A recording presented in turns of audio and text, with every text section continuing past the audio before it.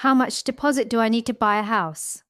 Have you ever been told that you need a massive deposit before you can buy a home? Well, that's actually one of the biggest myths in the property market. Many people delay their home buying plans for years because they assume they need to save tens of thousands of pounds before they can even start looking. But the reality is often very different. In this video, we're going to explain how much deposit you may actually need, how lenders look at your deposit, and why saving a little more could potentially save you a lot of money in the long run. Let's get started.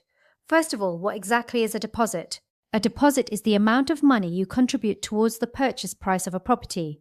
The remaining amount is usually covered by a mortgage from a lender.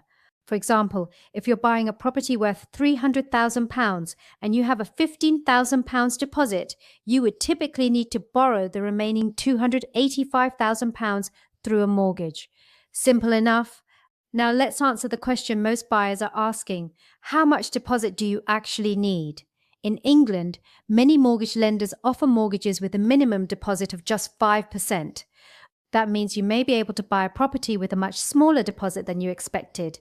Let's look at a few examples. If you're purchasing a property worth £250,000, a 5% deposit would be £12,500. For a £300,000 property, a 5% deposit would be £15,000.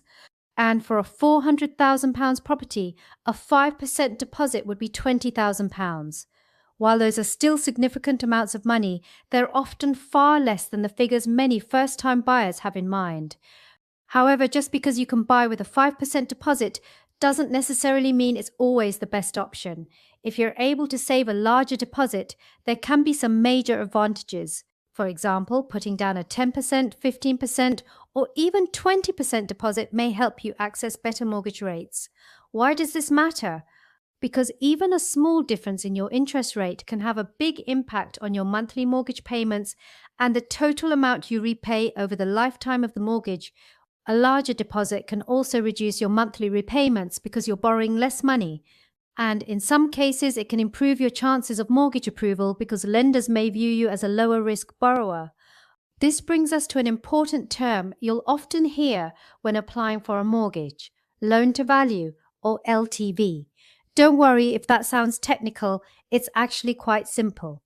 Loan to value is the percentage of the property's value that you're borrowing from the lender. For example, if you buy a property with a 5% deposit, you're borrowing the remaining 95%. That means your mortgage has a loan-to-value ratio of 95%. If you put down a 10% deposit, your mortgage would be 90% to loan-to-value. And if you put down a 20% deposit, your mortgage would be 80% to loan-to-value. Generally speaking, the lower the loan-to-value, the lower the risk for the lender. And lower risk often means better mortgage deals and lower interest rates. It's also important to remember that your deposit isn't the only cost involved when buying a property. This is something many buyers overlook. Alongside your deposit, you'll usually need to budget for additional expenses.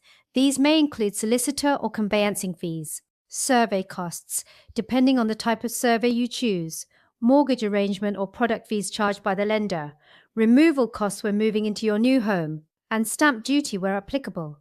The amount of stamp duty you'll pay depends on factors such as the property's value and whether you're a first-time buyer. Because of these extra costs, it's always worth creating a realistic budget before you begin your property search. So, what's the key takeaway? You don't necessarily need a huge deposit to buy a home.